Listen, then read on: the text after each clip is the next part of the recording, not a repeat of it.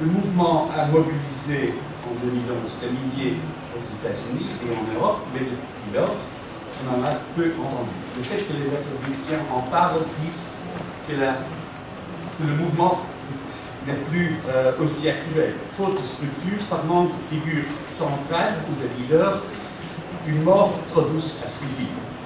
La même chose s'est passée pour les Indios. Ils se sont répandus en Europe, mais ce qui monte fort passe vite. Plus proche de chez nous, en Bulgarie, on constate que les manifestations qui ont commencé en février n'ont pas, malgré les élections, changé le paysage politique. Et le printemps arabe, bien, il a bouleversé plusieurs régimes, mais les nouveaux dirigeants, ceux qui tiennent le pouvoir maintenant, ce ne sont pas forcément ceux qui ont déclenché les changements. Les instigateurs du début disent que la révolution a été capturée par d'autres forces. Ce qui est une autre manière de dire que ces autres forces sont mieux organisées et que la résistance initiale n'a pas pu se traduire dans des alternatives politiques valables. Donc il n'y a pas une organisation de la contestation en tant qu'opposition. Donc ce passage du stade protopolitique vers le stade suivant de l'opposition organisée, ce passage est bien hasardeux.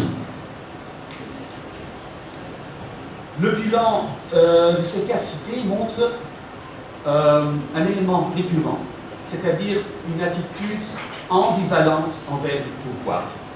La contestation, d'un côté, réclame le pouvoir, mais de l'autre côté, elle déteste ce pouvoir. Donc, une ambivalence.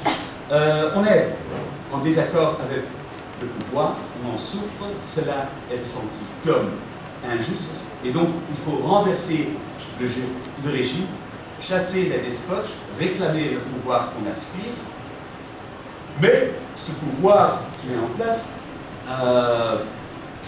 ira à la contre-attaque. Il méprise les gens. Le pouvoir essaye de supprimer les manifestations, d'opprimer les instigateurs. Et ainsi, l'envie du pouvoir des mouvements contestataires, cette envie devient frustrée. Et ça devient un ressentiment, une haine rampuneuse à tel point que le désir initial se transforme dans une attitude anti-politique. On déteste le politique. Et donc, il faut mieux garder ses distances, il faut se méfier du pouvoir qui est toujours compromettant. Il ne faut pas parler avec eux, il ne faut pas négocier, il ne faut pas participer aux élections, il faut appeler par contre au boycott par crainte que les résultats soient truqués. Ainsi, les manifestants bulgares ont refusé de parler avec les instances officielles. Lorsque le président Kadyrov est sorti de son bureau pour adresser les gens, il était accueilli par un chalut. Occupy se prive délibérément des leaders. Les partis d'opposition en Égypte ont appelé au boycott pendant les élections constitutionnelles, et en Tunisie, quand le dissident de Ben Ali, défendeur des droits de l'homme, Razouki, a tendu la main aux manifestants pour guider leur résistance, l'offre était refusée.